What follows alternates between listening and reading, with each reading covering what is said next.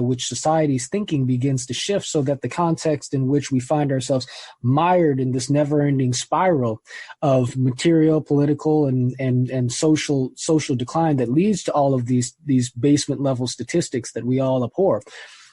What is the approach by which we shift society's thinking so that no longer becomes a reality, so that people begin to change, right?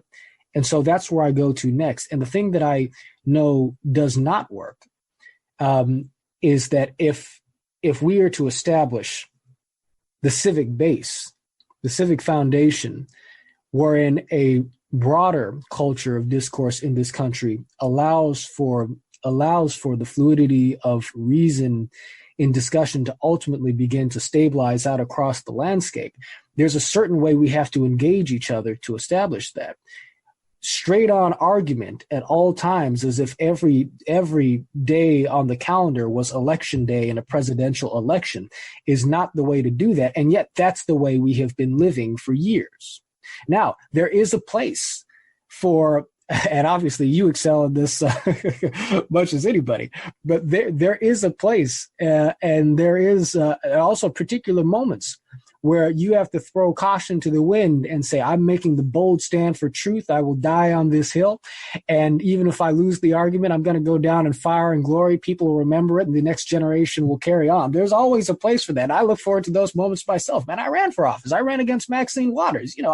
I debated her in front of a public audience and, didn't give an inch. And, God bless her too, got nothing against her, but I was taking my stand. Right.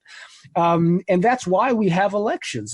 You're making a deep point. Excuse me for interrupting. I think we're going to be running out of time pretty soon. I just want to congratulate you on making a deep point, because it reminds me of when I used to be a better Christian than I am right now. And I can hear my former pastor, Ray Hammond, the great Reverend Ray Hammond, Reverend Dr. Ray Hammond, Bethel AME Church, Boston, Massachusetts, and his co-pastor, his wife, Gloria White Hammond. And anyway, I mentioned them only because you put me in the mind of this, man.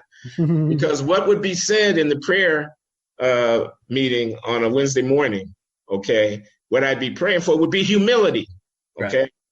Because what's it about when I'm prepared, because I know I'm right, righteously so, to smash the whole conversation in order to call out those motherfuckers on the other side and consign them to the dustbin of history. Yeah. This is not about justice. This is not about truth.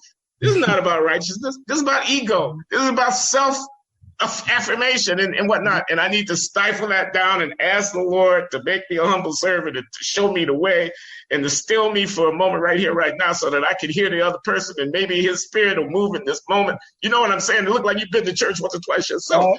Once or twice, but me too, man. Me too. And there's some deep truth in that. There's some deep wisdom. I mean, I know I started out asking you, what the hell are you doing, wasting your time trying to talk to people? I want to close us out by acknowledging that I have a great deal of respect for the wisdom and for the courage of what it is that you're trying to do. And perhaps I don't have the discipline or the humility to be able to join you, but I'm working on that. Well, I hope that you keep working on it, Glenn, because you know me, odds are always pretty good that I'm going to come back at you and ask you to step out of the comfort zone a little bit. To as I think I said in our first conversation, I'm looking to get you in the boat so you can start rowing too, man. So,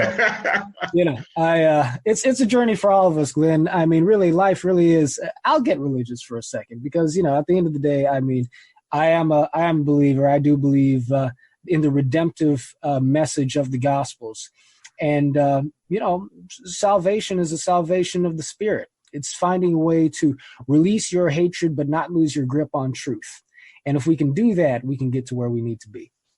I'm going to let that be the last word. Very good talking to you, John Wood.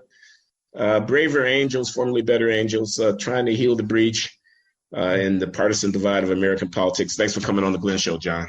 Thank you, Glenn. All right, man.